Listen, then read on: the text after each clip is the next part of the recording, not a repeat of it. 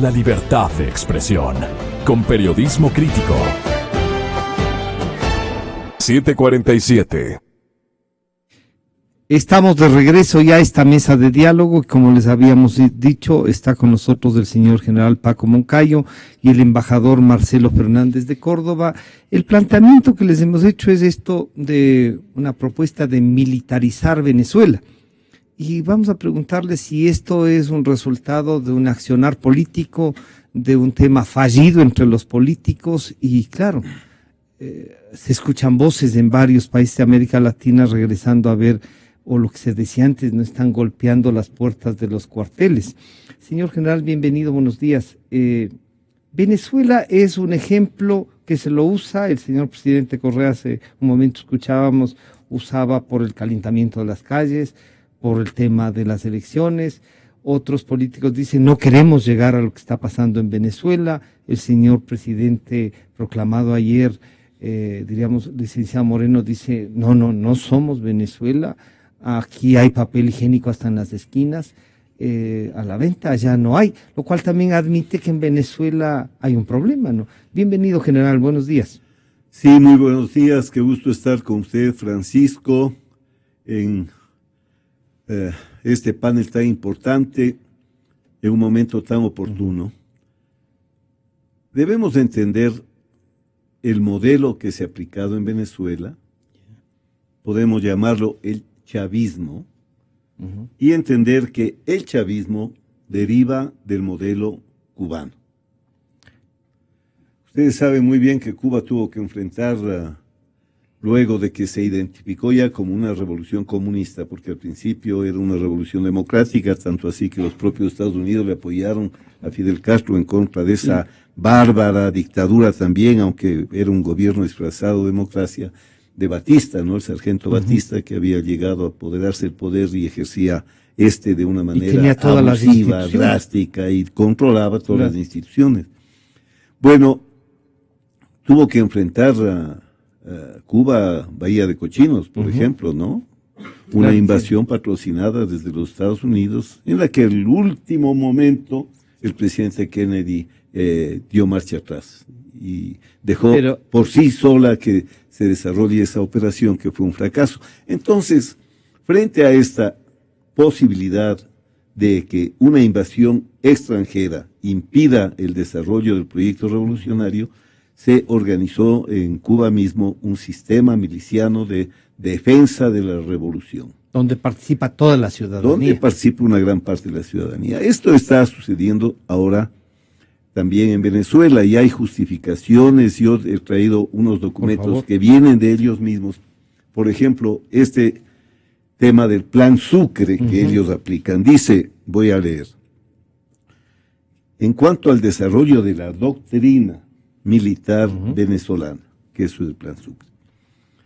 Nuevo pensamiento y doctrina militar bolivariana como una necesidad y compromiso con la gesta revolucionaria independentista. Nosotros hemos oído muchas veces aquí en el Ecuador, hemos oído en varias partes de América Latina hablar de la segunda independencia. Entonces, para Venezuela está en un proceso de segunda independencia. Ahora, formulación de una doctrina defensiva desde el nivel estratégico hasta el nivel táctico, sustentado en el ideario bolivariano y concebido con base en la guerra popular prolongada. La guerra popular prolongada es la doctrina maoísta de la guerra revolucionaria, con las fases de defensa, cuando son débiles las fuerzas, cuando logra desarrollar sus bases, se pasa a un momento de equilibrio de fuerzas, ofensiva-defensiva, y cuando ya está debilitado el enemigo, se pasa a la ofensiva estratégica. Eso es la guerra prolongada en términos de la doctrina de Mao Zedong. Entonces aquí están hablando de la guerra popular prolongada. ¿Cuál es el objetivo estratégico de esta nueva doctrina militar? Según ellos, librar con éxito una guerra popular prolongada ante una hipótesis de guerra por parte del imperio contra la República de Venezuela. O sea, se justifica Esto frente a la posibilidad de que los Estados Unidos, como han hecho tantas veces además en América Latina, vayan a meter las manos, y no solo las manos, sino también las botas en ese territorio. Ahora, en el tema de instrucción, de preparación de la gente, ellos hablan que hay que hacer una transformación sobre la base de esta doctrina de enseñanza y aprendizaje de las Fuerzas Armadas Bolivarianas, que son Ejército, Marina, Aviación y Guardia Nacional, la milicia bolivariana y el resto del pueblo. Se están hablando, como se hablaba en Vietnam, de una guerra popular, Y el sistema educativo debe además dirigir un proceso sistemático para modificar, mejorar y ampliar los conocimientos y habilidades del personal para la defensa integral de la nación. Esta declaración, señor general, ya encuentra sustento entonces. Pero claro, lo que está pasando. El objetivo estratégico del sistema educativo: responder a los cambios doctrinarios, al equipamiento militar y al enemigo al que hay que enfrentar, que es sin duda el imperio norteamericano. Entonces, esa es una visión para entender por qué existen las milicias, por qué existen en lo político los CDRs, que aquí también se han intentado aplicar, pero con menos éxito, los centros de defensa de la revolución. Ellos presuponen que están haciendo una revolución de independencia, que Venezuela se está independizando del imperio. Ahora, como nos independizamos con Bolívar, con Sucre, con nuestros héroes, de España en 1800 hasta 1825 más o menos, ¿no? Como ustedes verán, las milicias aquí son parte de las Fuerzas Armadas venezolanas. Ahora, existen por la hipótesis de que tendrían que enfrentar una guerra prolongada porque el imperio está por venir. Está por venir. Ahora, cuando ellos dicen esto, no están muy equivocados. ¿Sí?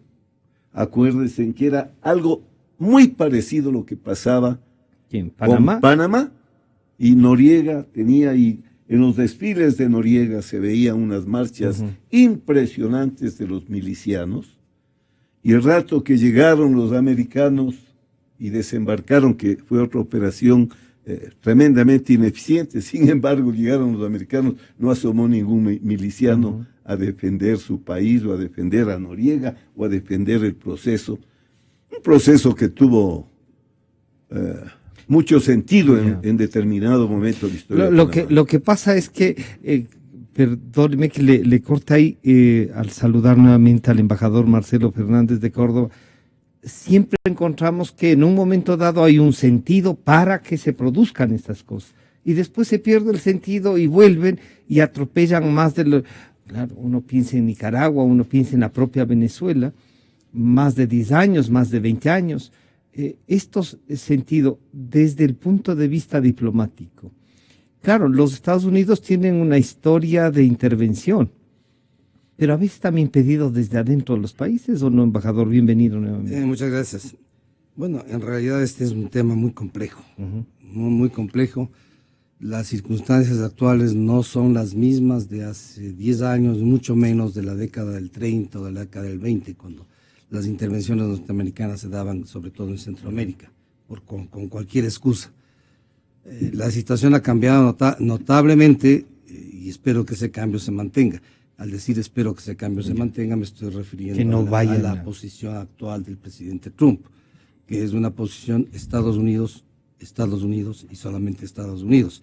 Y si los intereses de Estados Unidos son afectados en cualquier parte del mundo, eso les da derecho a intervenir sin ninguna excusa y sobre todo algo que es fundamental, sin apego a las normas internacionales dentro de Naciones Unidas, porque ya no es la situación igual a comienzos del siglo pasado, hasta el año 45. Ahora hay algo que lo hace diferente, que es Naciones Unidas, y que es el Consejo de Seguridad de Naciones Unidas, que es el único que puede adoptar una medida de autorización para intervención de Fuerzas Armadas de las Naciones Unidas, me refiero. Evidentemente que las Fuerzas Armadas de las Naciones Unidas se integran con miembros de los países que están interesados en una acción. Recordemos lo que pasó en Corea, que es el tema actual, el tema del día, Corea de Estados Unidos frente a Corea. En esa época la intervención norteamericana se pudo dar bajo el amparo de Naciones Unidas. Y los cascos azules podrían intervenir. Y claro, el que llevó el peso de la intervención por los Estados Unidos. Pero se pudo dar porque una de esas coincidencias de momento, pues en primer lugar la China no estaba en el Consejo de Seguridad, estaba lo que es ahora Taiwán. Y en ese momento la Unión Soviética se abstuvo de estar presente. Entonces no hubo veto que es lo que paraliza a Naciones Unidas. Pero bueno, dejando eso al margen de la situación y refiriéndonos a lo que está ocurriendo en Venezuela, como muy bien Paco Moncayo ha mencionado, es una revolución y como toda revolución tiene que tener un objetivo. Claro. Y ese objetivo es pelear contra el imperio, que es el tema álgido en este momento. Lo que ha venido dándose en los últimos años, desde el inicio de la presidencia de Chávez hasta ahora prácticamente, la guerra entre el imperio y Venezuela no ha pasado más allá de una guerra verbal. ¿Por qué? Porque hay otros intereses. Hay otros intereses. De comer, petróleo. Es el mayor comprador de petróleo ha sido tradicionalmente Estados Unidos a Venezuela. La propia Venezuela, ¿no? Ahora, claro, esto del petróleo también en este momento está cambiando. ¿Sí? Porque Estados Unidos está caminando muy rápidamente hacia un autoabastecimiento. Y de hecho, en los últimos años, en los últimos 2 o 3 años, las importaciones de petróleo de Estados Unidos a Venezuela han bajado considerablemente. Por otro lado, también, como éxito de la revolución bolivariana, la producción de petróleo ha disminuido. Claro. Y digo como éxito un poco irónicamente, ¿no? Porque de los millones de barriles de petróleo que tenía cuando asumió Chávez, a lo que hay ahora, hay una considerable disminución en la producción. Ahora, ¿qué es lo que ha ocurrido en el campo internacional?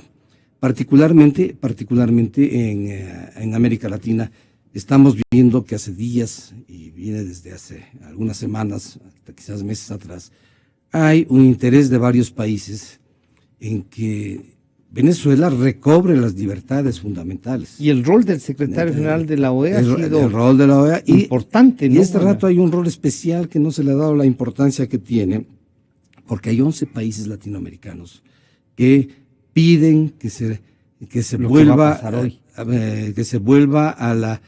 que inmediatamente se proceda a una elección, se liberen a los presos políticos, que es fundamental, ¿no? Pero una elección en bases de libertad, no una elección amañada en la cual volvería a ganar naturalmente Maduro, y que están acostumbrados a eso, porque uno de los temas de la revolución del marxismo del siglo XXI es permanecer en el poder. Ya estamos viendo lo que pasó en Nicaragua, estamos viendo lo que ha pasado en Venezuela, que es un continuismo que a todas luces en la elección que ganó Maduro hay serísimas dudas de que ganó limpiamente, sino a través de un fraude. Y estamos viendo que en Bolivia el Evo Morales está jugando otra vez para ver si es que lo que le negó ya un plebiscito, la Constitución, podría pasar una enmienda como aquí. Está tratando de reelegirse. Entonces es un hecho permanente de esta revolución del siglo XXI, el mantenerse. Hay una matriz entonces. Hay una matriz para mantenerse el poder, por muchas razones. En muchos casos, el mantenerse en el poder es simplemente, ¿no?, para tapar lo que se ha hecho anteriormente. No construyeron una puerta de salida. Entonces, para tapar, para evitar porque en todos estos países, yo diría salvo a Bolivia, le pongamos un poquito a un lado, porque la situación económica de Bolivia es diferente, salvo en todos estos países ha habido una gran corrupción, y que la tenemos aquí en el país también. Entonces, ¿qué es lo que pasa al mantenerse en el poder? Esa corrupción se ve asegurada. Yo quisiera que le escuchen, esto fue lo que dijo el presidente Maduro con respecto a lo que va a pasar hoy en las marchas y a lo que 11 países han pedido que por favor se cuiden, pero él habla nuevamente de un fraude y digamos de un golpe de Estado. Esto dijo el presidente Maduro. He decidido activar el plan estratégico especial, cívico-militar para garantizar el funcionamiento de nuestro país, su seguridad, el orden interno y la integración social. Plan Zamora que me ha sido presentado por el Comando Estratégico Operacional de la Fuerza Armada Nacional Bolivariana. Atención a los jefes de Redi que me escuchan. Les habla su comandante en jefe. Atención a los jefes de SODI. Inmediatamente debe ser activado el Plan Zamora en su primera fase verde. Activar la fase verde del Plan Zamora para derrotar el golpe de Estado, la escalada de violencia y garantizarle la paz a Venezuela, a toda Venezuela.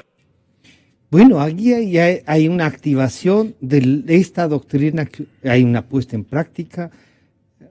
General, esto, ¿cómo responden los militares? Usted decía, vea, aquí no puede pasar, y yo le decía, si es que no los cooptan o captan, como quieran decirle, las dos formas, ¿pueden hacerlo o no? Bueno, en realidad también hay que entender que el golpe en Venezuela fue un golpe de militares, con Chávez a la cabeza. Por eso ellos siempre hablan de un proceso cívico-militar.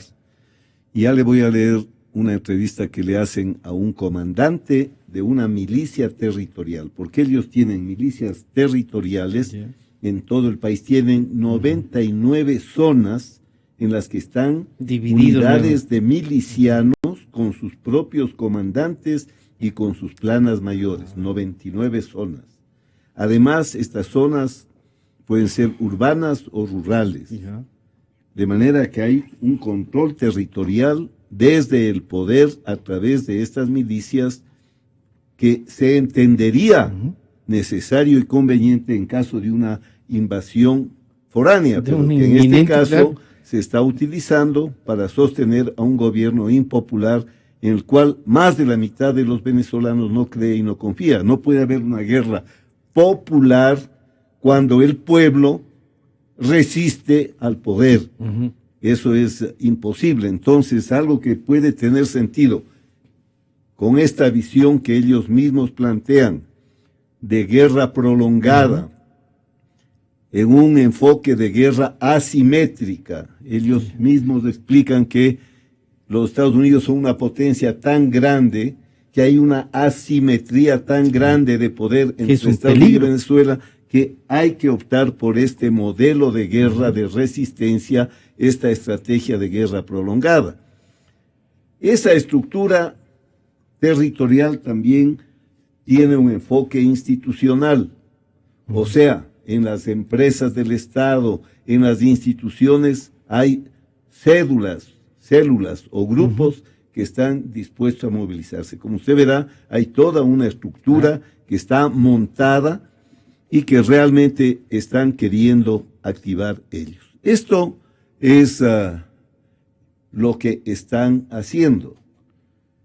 Ahora están utilizando la estrategia sobre la base de que hay una guerra económica que está aplicando el imperio en contra de Venezuela. O sea, no hay, usando a la oposición. No hay una ocupación militar de Venezuela, pero hay una guerra económica que le están haciendo, un intento del golpe de Estado en contra de un gobierno legítimo como el de Maduro, y por lo tanto están planteando que activan esta estructura para proteger la democracia, entre comillas, la legitimidad del poder de Maduro, entre comillas, y que para ese fin sí pueden activar estas milicias, porque hay una guerra que está haciendo el imperio que no es militar, pero económica. Y estos millones de venezolanos que salen a las calles, que son, si vamos a los resultados electorales, igual, el 49.8%, sin contar nulos y blancos, digamos que tampoco se adhirieron a ellos.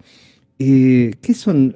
¿Instrumentos del imperio? ¿Ahí hay gente, traidores a la patria? No, ahí topa usted el tema fundamental.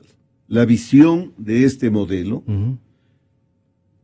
el modelo marxista-leninista mismo, es que las Fuerzas Armadas son una rama del partido de gobierno. La columna del proyecto. Claro, a tal punto que inclusive en las Fuerzas Armadas, desde el inicio de la revolución, se ponían los comisarios que eran políticos bolcheviques que iban para controlar a la forma les dieron como mando, ejercían ¿no? el mando. Sin ser militares les dieron mando. Claro, porque existía también todavía un rezago de los mandos de los ejércitos zaristas. Entonces, ahí está el kit, problema, digamos, el sí. kit. Fuerzas Armadas tienen que ser nacionales. ¿Por qué? Porque la nación puede ser de izquierdas unos, de derechas otros, de católicos unos, adventistas otros, musulmanes otros, o islamistas pues. Pero las Fuerzas Armadas se deben a la nación, al total de la nación. ¿Qué sucede en estos casos? Más de la mitad de la nación no es chavista. Entonces, ¿cómo pueden haber Fuerzas Armadas chavistas? Quiere decir que más de la mitad de la nación no están representadas, no tienen Fuerzas Armadas. Inclusive eso legitimaría, yo creo, en bases de derecho. El que esa otra mitad también quiera armar sus propias fuerzas, y volvemos a lo que hubo en el Ecuador, cuando había el ejército liberal y el ejército conservador. Ganaban los conservadores, votaban a los mandos liberales y viceversa. Un gran paso para consolidar total la democracia, la institucionalidad, es que las Fuerzas Armadas se deban a la nación, a la totalidad de la nación, y no al partido de gobierno, lo que no implica que las Fuerzas Armadas no deban obedecer al poder político, al que ha ganado las elecciones, porque ese poder está legitimado porque proviene del pueblo. Esto cuando hay elecciones en un sistema realmente democrático y no están las elecciones viciadas de corrupción electoral como suele suceder y sucede en nuestro país. Si es que esto fuese, cuando regresan a ver, embajador, y usted ha estado en varios países, se ha pasado en la propia Venezuela, ¿no? Claro, en la propia Venezuela. Claro, regresan a ver y golpean las puertas de los cuarteles. Y el general Moncayo nos recuerda que hay que ser obedientes del poder constituido, legítimamente que hayan llegado. En un momento dado, ¿tienen o no esto de la obligación también de decir, a ver, aplicando todas las leyes y la estructura que han generado, estos que ya son la mayoría no van a poder llegar? ¿Le ha pasado eso en otro país? Bueno, el juego del poder siempre cambia y se mueve en direcciones diferentes, pero particularmente cuando existen situaciones como la que estamos comentando, en que hay una mayoría, realmente en Venezuela se han hecho encuestas en que pasan de un 70% de venezolanos que quieren un cambio, absolutamente quieren un cambio, y se reprime ese cambio por la fuerza y se mantiene un gobierno por la fuerza. Ese gobierno ha perdido legitimidad, porque la legitimidad de un gobierno viene no solamente de las urnas, viene de la aprobación popular, de la aprobación del pueblo. Hay gobiernos que nacen legítimamente, pero en el transcurso del tiempo, como sería este caso, van perdiendo esa legitimidad por distintas razones, y la mayoría de un país quiere un cambio. De ahí hay ciertos mecanismos que facilitan una renovación pacíficamente y en democracia, que es lo que se ha evitado en Venezuela. Y en Venezuela, pues lo que está a este momento, pues ya es una dictadura abierta totalmente, se ha quitado la máscara, como digamos, una dictadura que quiere mantenerse en base de la fuerza. Pero hay algo fundamental que Paco ya lo topa, ¿no? Desde el inicio de la presidencia de Chávez, se empezaron a crear las fuerzas bolivarianas, es decir, una especie de ejército paralelo, que no obedece a la organización militar, que son estas fuerzas nacionales liberales que está hablando el presidente Chávez, que va a armar a 500,000 y luego va a armar a 1 millón de personas. ¿Para qué? Está clarísimo, no es para luchar contra el enemigo que está afuera, es simplemente para poder presionar o poder prácticamente subyugar a la población, que esta población dice, no, queremos un cambio. En estos casos, los elementos democráticos tienen que estar presentes. ¿Qué es lo que le queda al resto del país? Lo que están haciendo. Hay que ver qué es lo que pasa hoy día con las manifestaciones que están convocadas en Caracas, porque la oposición ha convocado una gran manifestación en todo Venezuela. Y lo que responde el presidente Maduro a otra. Convoca a otra. Y además activando este plan verde que dice el plan Zamora. Este plan Zamora que podría terminar en un enfrentamiento, en una franca guerra civil. Claro, obviamente con una desventaja para la oposición. La oposición no tiene armas. El gobierno tiene armas y la represión puede dar resultado en que exista realmente un baño de sangre. De hecho, ya en las manifestaciones anteriores ya hay 6 muertos. Hay 6 muertos, ya hay algo importante dentro de estos 6 muertos. Obviamente claro. La oposición culpa al gobierno. Más los detenidos. Más los detenidos. Culpa al gobierno de los muertos. Pero hay un elemento nuevo que culpa al gobierno, que es la iglesia. Que no había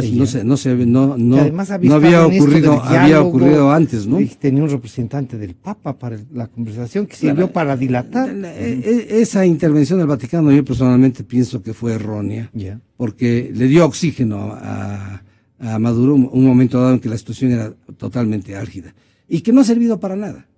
El diálogo ha quedado estancado, no se ha avanzado 1 milímetro, porque lo que ha hecho más bien el gobierno es robustecerse y tomar medidas como las que estamos comentando en este momento, la creación mucho más amplia de un ejército paralelo que lo vaya a defender.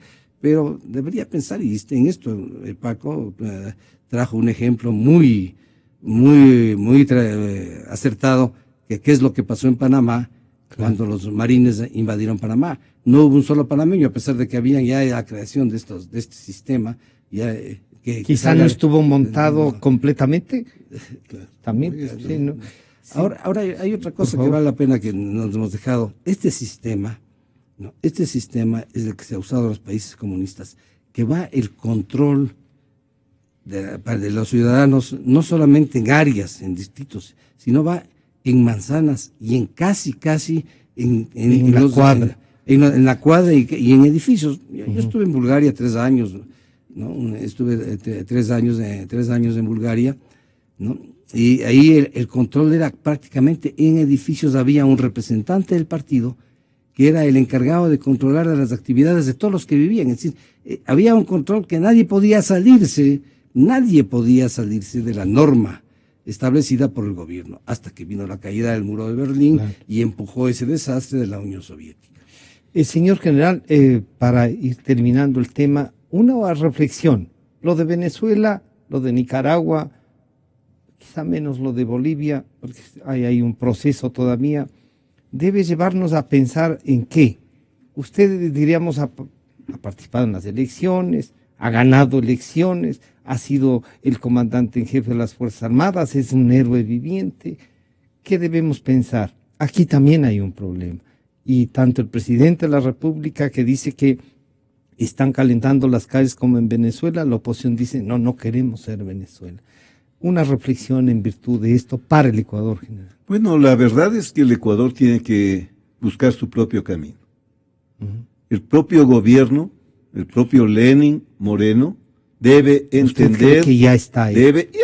Pues lo demás es hacernos perder el tiempo y hasta hacernos perder cualquier opción de reacción racional frente a los hechos. Entonces, lo que deben entender, a mi juicio, es que la receta, la franquicia venezolana que aplicó el presidente Correa durante estos 10 años, aunque felizmente no de manera total, es un fracaso, que por ahí no va el futuro del país, que eso no le conviene al país. Me parece que el gobierno debe entender, me imagino, conozco a gente dentro del partido de Alianza País que es suficientemente inteligente, preparada y racional para entender que este modelo aplicado así nos lleva al precipicio. ¿Y qué estarán callados ahora? Aprovechar este cambio de liderazgo para tomar las medidas más oportunas y convenientes a fin de enderezar al país por el camino que nos pueda sacar de la aguda crisis que estamos soportando, que no la sentimos totalmente por esta habilidosa manera de manejar la economía para con préstamos tomando la plata de aquí o de allá, tener por lo menos para pagar los sueldos y para tener tranquila a la gente.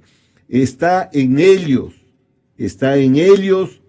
el saber que el camino tiene que ser modificado, pero también está en la oposición, porque también podríamos correr el peligro de aplicar la regla venezolana, la oposición, de creer que calentando las calles o creer que con procedimientos que no sean democráticos se puede lograr lo que no es posible. Pero ahí le porque planteo se han una cortado cosa, general, los caminos y la democráticos. asimetría entre el gobierno con su publicidad, con toda frente a una oposición. Algunos dicen se le ha derrotado a la chequera y otros dicen gracias a Dios ha habido alguien con chequera que quiera pelear. No, lo que yo digo es que de Venezuela tienen que aprender los dos lados, tanto el lado oficial como la oposición, porque me parece que querrían hacer lo mismo de lado y lado, y eso es llevarle al país a lo que está pasando en Venezuela. Si no queremos que al país lo que le pase lo de Venezuela, tiene que reflexionar bien la oposición, tiene que recomponerse la oposición, debe haber una oposición realmente democrática que busque los mejores caminos, porque somos más los que estamos en contra de este modelo, de este sistema, que va más allá de Correa o más allá de Lenín Moreno, porque por patriotismo debemos de entender que este modelo le lleva al país a una crisis más aguda cada día y a un precipicio, y que este modelo le lleva al país a dividirse radicalmente y a partir a los ecuatorianos en dos bandos irreconciliables. Este modelo es un modelo pernicioso.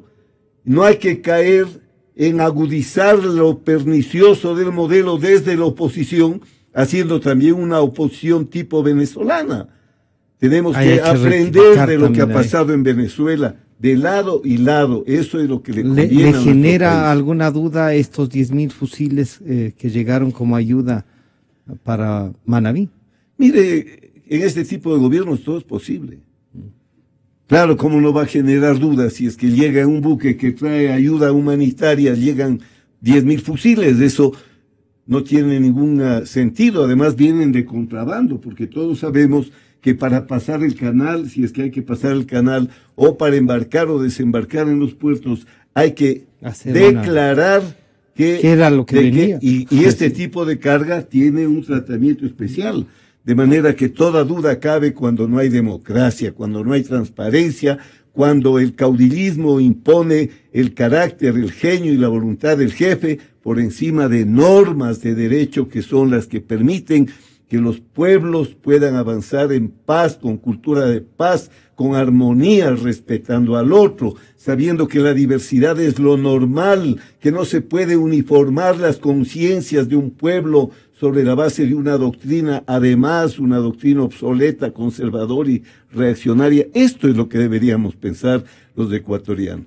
Señor embajador, el mundo y la diplomacia ¿jugarán un rol para que esto se pueda normalizar? ¿O lo que pasa a veces, unas declaraciones, otras veces alguna intervención, y gusta a veces, otras no gusta? Bueno, la pregunta es muy válida, y un poco al ser válida también es muy compleja para poder contestar de una manera muy tajante. Estamos viviendo una época muy compleja, no solamente en el continente americano, sino en todo el mundo. Y yo mencioné hace poco la situación que tiene Estados Unidos. Lamentablemente, el peso específico que tenemos nosotros dentro del mundo es muy pequeño. Es muy pequeño, es decir, el mundo nos puede mirar, pero lo que pasa en el Ecuador no tiene una resonancia a nivel internacional que sea muy grande. Quizás en el ámbito latinoamericano podamos tener cierta presencia. Entonces, al decir eso, estoy mencionando a la OEA, que es el único organismo, a pesar de que no les guste a muchas personas, la OEA es el único organismo que puede reaccionar frente a una situación en que se violan derechos humanos, no se respeten las libertades, se usen los medios del Estado solamente para un partido. todo ese tipo de cosas. Pero realmente la OEA no tiene una posibilidad de una acción realmente directa. Eso significa esto que esto está en nuestras manos. A eso. Y lo que pasa aquí en el Ecuador es problema de los ecuatorianos. Si queremos los ecuatorianos solucionar, y lo que pasa en Venezuela viene a ser lo mismo. Ya estamos viendo que la OEA, con el actual secretario general, ha tenido un rol importante, ha actuado, han hecho acciones para que Venezuela entienda lo que está ocurriendo, pero eso se ha quedado simplemente en el papel, yo diría ni en el papel, porque no tiene la posibilidad de actuar, de dar una resolución y decir, si ustedes no hacen esto, pues ténganse las consecuencias. Es una fuerza moral, y la fuerza moral tenemos que entenderla en este caso, pues se queda en el ambiente, pero no llega a una acción que pueda respaldar lo que se piensa desde el aspecto moral. De allí que es importantísimo, y en esto coincido con Paco, es importantísimo que los ecuatorianos reflexionemos, que los ecuatorianos veamos en qué punto estamos, que es un punto, estamos ya no al borde de un precipicio, estamos ya en bajada, porque hay que ser un ciego para negar que la crisis económica está afectando a los ecuatorianos, una crisis que ya se ve, que cada día se oye que tal empresa despidió a tantos, que tal empresa se retira del Ecuador. Pasaron estas elecciones y hay empresas que cierran sus operaciones acá, ese es un hecho. Entonces hay que reflexionar, el sistema que estamos aplicando es un sistema que nos está llevando a... Por lo menos hay que replantearlo, diría. Hay que replantear, hay que corregir, hay que corregir todo lo que la mayoría de ecuatorianos quieren, porque eso es clarísimo, que si se plantea a los ecuatorianos queremos un cambio, y desde el punto de vista de no poner personajes ni partidos, todos van a decir queremos un cambio. Y de ahí el mensaje de Paco es muy claro para los que han ganado las elecciones. Ustedes tienen que pensar en dónde estamos, revisar lo que estamos y rectificar lo que se deba rectificar. De lo contrario, vamos a continuar en este proceso y estaremos aquí reunidos comentando dentro de unos meses y lamentándonos que cada día estamos en una situación más complicada y difícil. Yo quiero agradecer al señor general Paco Moncayo y al embajador Marcelo Fernández de Córdoba. Muchas gracias, no solo por sus opiniones, por acompañarnos, sino por mantener la firmeza que es ejemplo de vida en cada uno de ustedes, ¿no? Nuevamente, muchas gracias. Enseguida vamos a hacer un contacto con Humberto Cholango y Carlos Pérez Guatambel. Enseguida volvemos. Yo creo en la radio. Creo en la verdad.